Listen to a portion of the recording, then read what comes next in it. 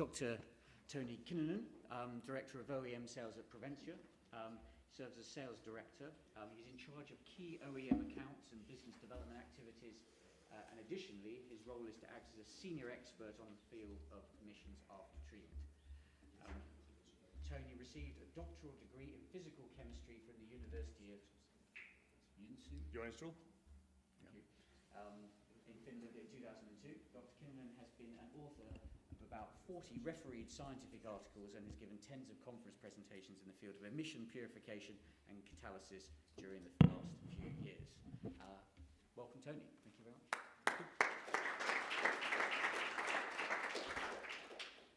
Thank you, Nick, for the introduction, and good morning to everyone. So our title is a bit long, but we predicted correctly. So we have heard a lot of the alternative fuels, different type of engines, and this morning ATS itself. We tried to link sustainability, material efficiency, fuel efficiency, development efficiency, all kind of sustainability, together with the future lower emission for our non-road mobile machinery business area. Let's see how successful we are linking these topics together. So I'll start with a brief introduction of the company, of course. So Proventia is a Finnish company, but we do have a factory in Czech Republic and further steps to be taken overseas, new facilities to open next year.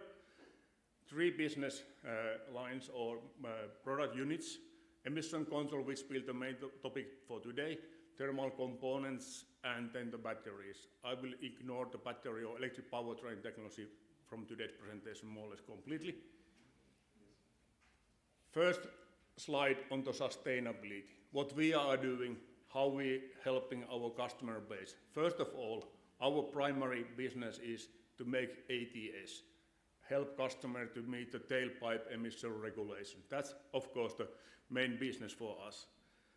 But at the same time, we keep the sustainability in our mind in every actions, in our in-house activities, in our sourcing, and of course today we have this CO2 target at the same time. So also the ATS itself need to meet the sustainable demands or help the customer to meet the fuel efficiency targets.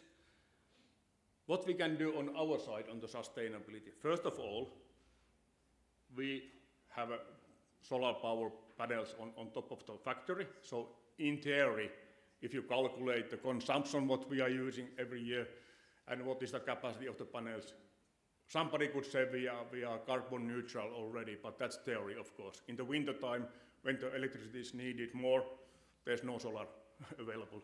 So, but nevertheless, that's what we have been doing. Then, of course, we are burning diesel fuel like a hell, 500,000 tons every year in developing clean technologies. What can be done in-house? So we are now studying, or we have already made the pre-studies. We can change from the diesel to HVO. So 500,000 tons by replacing, maybe 70% can be replaced. Official studies, of course, they are still some studies we need to run with the so-called black diesel or conventional fossil fuel, but HVO can be utilized rather nicely. And then for the longer term, of course, all kind of activities, committing our supplier chain and all this kind of stuff we are doing. And Proventia has committed to meet the SBTi targets by 2030, to be half of the CO2 from scope 1, scope 2, and we are having also the scope 3 targets to our suppliers. Like I said, we are doing business on the emissions, so emission reductions. So we have heard a lot during these 2 days that there's no single solution, there's no silver bullet like we are hearing, but all kind of diversities or different solutions are there. Luckily, or happy to be here in saying that combustion engine will remain as a dominator for a long time in our non-road mobile machinery business. But all kind of fuel mixtures, hybridization, all these stuff are there. There's many ways to meet the future emission standards. Of course, engines are developing all the time. new fuel mixtures new type of fuels are coming, then naturally there will be more and more solution on the electrification. Is it a full electrification or fuel cell or all kind of hybrids? And we want to be involved on all these steps. Of course, the emission systems, ATS development, thermal components to help the performance and keep the sustainability in mind, and electric powertrains, which are also in our portfolio. Not as a separate solution. We see that the system approach or collaboration, all these technologies, is mandatory to have a final good solution at the end. For the ATS itself, it's not carbon monoxide. I love the chemistry, but it's not carbon monoxide. You can call it commanding officer or critical objects when we develop EAT systems in sustainable way. Of course, the primary target is to be compliant towards tailpipe emission regulation. At the same time, we know there's no space available, so emission systems need to be as compact as possible. We don't have space for the big cubic boxes in the off-highway. Typically, we heard from the presentations already, the same engine goes so many different type of applications. And it's not feasible, it's not sustainable, and it's not commercially viable to make a development separately for application to application.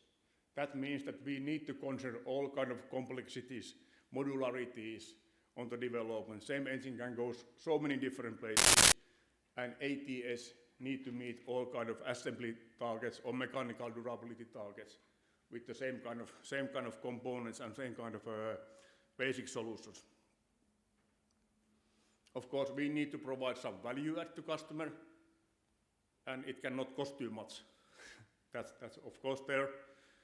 And at the same time, today, we need to consider CO2. So all these cornerstones or cornerstone objects need to be in mind when we develop EATS systems for the future. Another way of being sustainable is to save resources in the development. And that's what Proventia is well known, that we are agile, we are fast in development, we are effective in our processes. And of course, we rely a lot on simulations. We do CFD, we do FEA, we do thermal simulations like everyone else in our business. But at the same time, we are so happy to have a lean organization. So from the designer, we open one door. We are already in manual Protoshop, so we can do studies, feasibility studies on all the new innovations quite fast. And after the next door, we are already in the engine laboratory, running with the HVO. So we can test and validate the simulated innovations very fast. And this, of course, saves resources. We are not sending the parts without a proof of concept level already. And then at the end, of course, the serial manufacturing is part of this loop. So we are making sure that whatever we develop, from the simulation, from the designer desk to the engine laboratory test, we keep that as lean as possible. Sustainability, one of the biggest things we can provide there is the modular approach. As an example, on the left-hand side, typical stage 5, DOC, DPF, DEF mixer, SCR system, all in line inside the one canister. Roughly speaking, 1 meter long canning. Same basic development, same components can be used for, just take the DPF away if you don't need lower regulated areas, or if it's oxidation and SCR for some kind of dual fuel applications. Future maybe also the hydrogen. You need the oxidation catalyst, you need the SCR, but you don't need the filter. So if you develop something for the diesel, basic technology, catalyst, changing the catalyst inside, utilizing the same components, you can provide hydrogen combustion engine oxidation catalyst plus SCR. Or naturally it can go to the marine IMO 3 SCR only, just to name something. And in a universal or fundamental idea, it could be DOC DPF below 56 if the dimensions are properly designed. That means we save material, we save someone's money, same tooling, same basic development, and less waste in the component level. This example is from the roughly the 100 kilowatt engine. The more compact ATS is, the less material we need, the lower weight we have. So this example is, for example, 400 kilowatt engine. So we have a less than 1 meter long as a standard inline system, and if we design the outlet cone in different, do we have a pointer here? Yeah. So we have a outlet design in a new way, so it's very compact, 800 millimeters for 160 kilowatt engine, lower weight, meaning fuel efficiency, and that's of course less steel needed if you have a compact system, and again modularity, various type of assemblies or fixing points. It can be horizontal, vertical, it can be on top of the engine, it can be chassis mounted, wherever you want. Next slide, I just show brief illustration with the same components, how many different layouts you can provide. Tractors, it can be all inline, it can be U-shape on top of the engine, it can be separate DOC DPF under the bonnet, SCR outside from the engine room, or all inline outside of the engine bonnet. All these basically with the same components. Same mixture can be utilized for all these layouts. Forest machinery, we normally say that if you are able to develop good system for the forest machinery, everything else is easier. There's no more demanding application than forest machinery for the ATS. Space envelope point of view, working condition point of view, transient behavior of the engine or machine point of view, and again, same basic technology what we develop for the high volume with the engine manufacturer, low volume unique application can gain benefits from the high volume products. They are also easier case, all inline, no space constraint point of view. It can be also showing here, and all these can be also in stationary application, if you call it small changes or power generators in the same engine scale. So same engine, all these applications with the same basic after treatment and same basic mixture can be providing so many different ATS. So that was more or less the introduction for sustainability together with the ATS. Now let's see what we have been developing recently for the future demands. This we have been discussing or hearing this 2 days already. So there is tailpipe emission to get tightening and CO2 at the same time. We'll see when it happens and what kind of limits they are at the end. But nevertheless, this is the playground we need to play. Traditionally, people are saying the better the mixture is, the higher the back pressure is, and that means fuel penalties. But actually today, this number is not from us, it's coming from our customer. If you make the design properly, you can allow higher raw NOx out from the engine. So actually putting the excellent mixture there, high performing mixture, allowing high raw NOx coming out from the engine, you can gain benefits on the fuel efficiency. Coming back to the sustainability and compact ATS, this picture is on top of the engine, of 100 kilowatt engine. Size of the ATS is the hand luggage.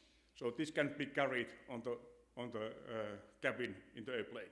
50 by 60 by 20 is roughly the dimensions there.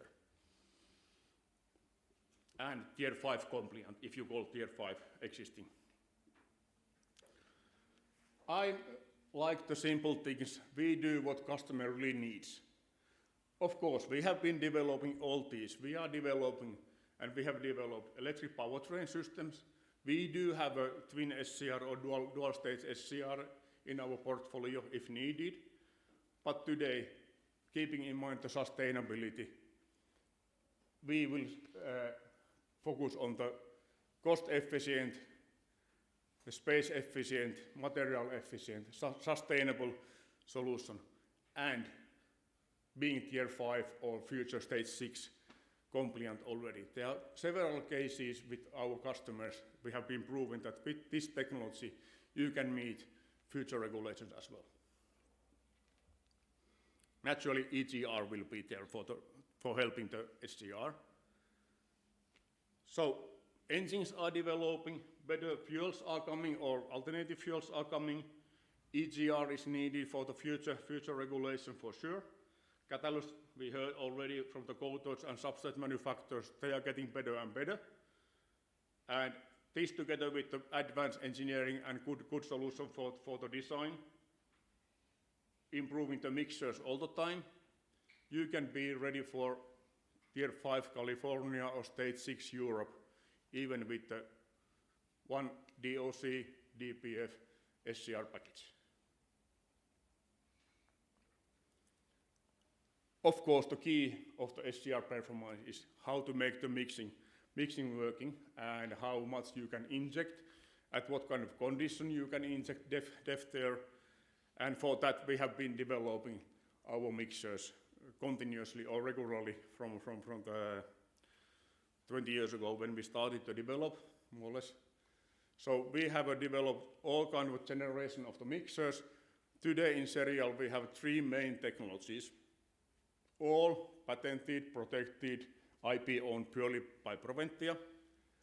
Double swirling, injecting in the way that droplets cannot accumulate as a urea deposits.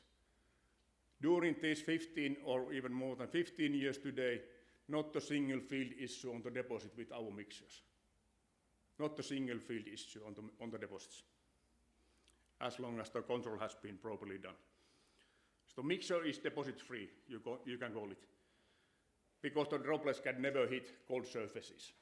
Droplets are always evaporated before they come out from the mixer.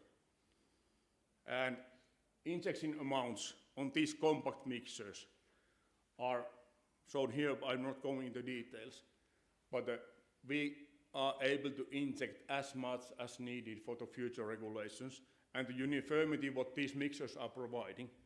Today, it's more or less the standard that OEMs are requesting ammonia uniformity up to 0.99 over the whole engine map in steady conditions.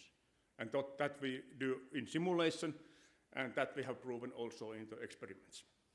So 0.99, we are not yet there. It's not yet 1.0, but we are going there.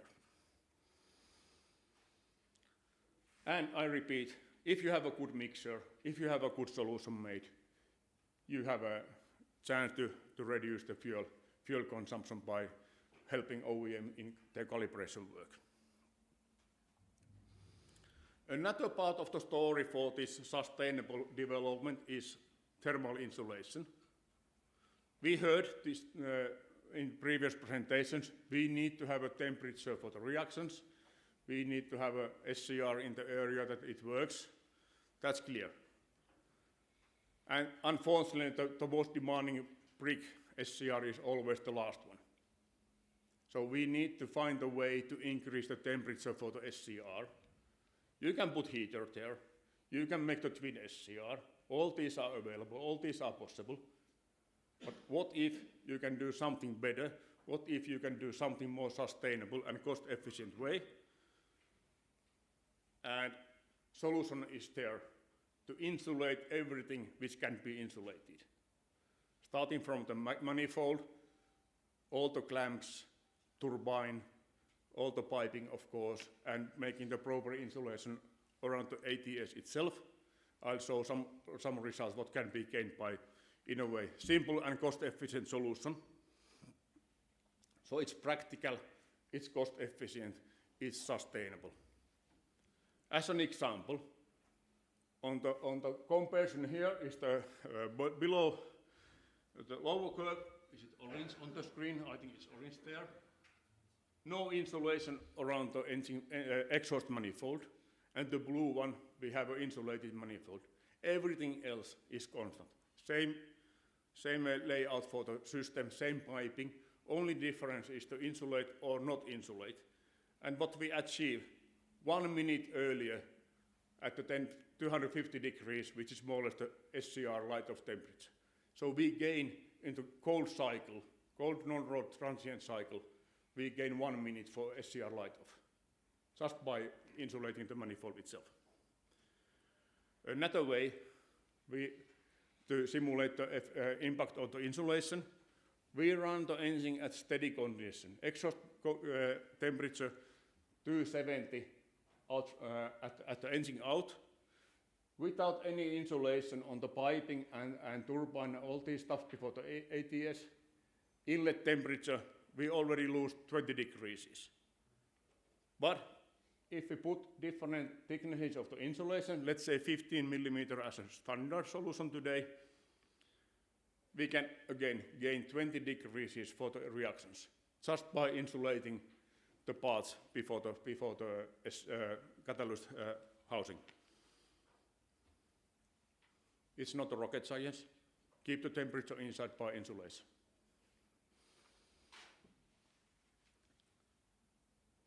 So there are many ways to meet the future clean non-road mobile machinery, business or industry. But today we wanted to present something which can be done today or yesterday. So sustainable short-term solution ready today. Fuel, HVO, hydrogen, those are already existing. Biogases we heard already. Engines are there, so we do have a modern, well-working combustion engines. Just to have a good catalyst inside, good design for the ATS, put the insulation, have a proper design made. We can do much better than we have today or yesterday. In longer term, of course, there's so many different solutions. I'm not going into these on detail.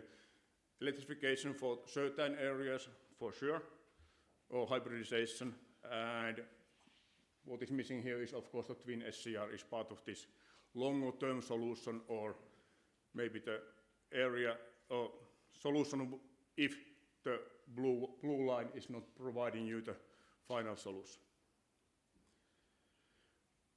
That was more or less what we tried to combine in a statement that future requirements can be met in sustainable, cost-efficient, fast-track way. And we are loving to be challenged. So, please, questions, disagreements, comments. That was my presentation. Thank you.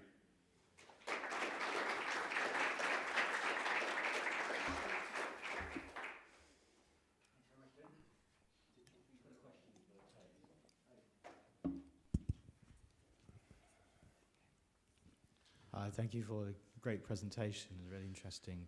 The question I have is about the insulation. I found that really fascinating as someone who's worked on emissions control for a number of years. The idea of insulation I've always had is that it's great for stopping a light out, so maintaining a temperature at idle or something like that. But I've never really understood how effective it can be at light off. You showed us some temperature improvements of about 20 degrees C.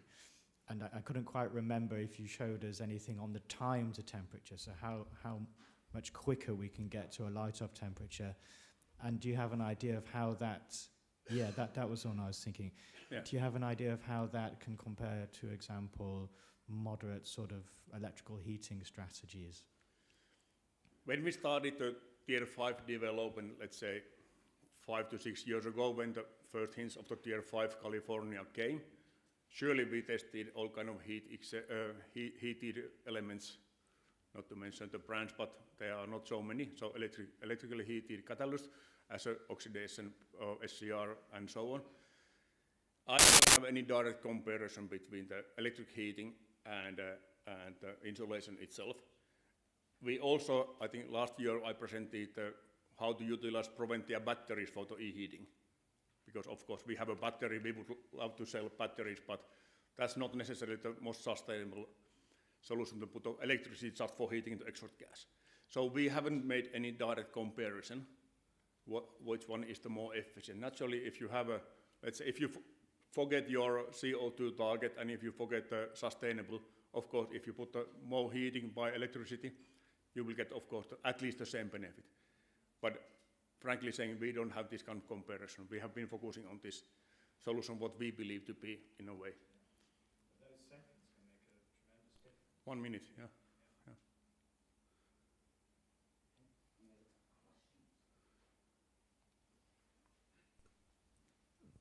you. While we are on this slide, I was wondering if you know if the testing condition were just on a test bench or like perhaps a test bench where you had a kind of a airflow going on the engine perhaps, so that could also amplify, let's say, the effect. Test bench and cold anarchy cycle.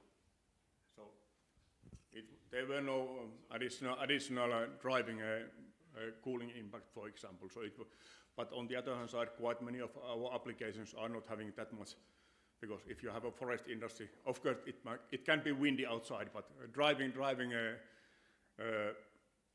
cooling impact we can ignore in most of the cases anyhow. Okay, in that case,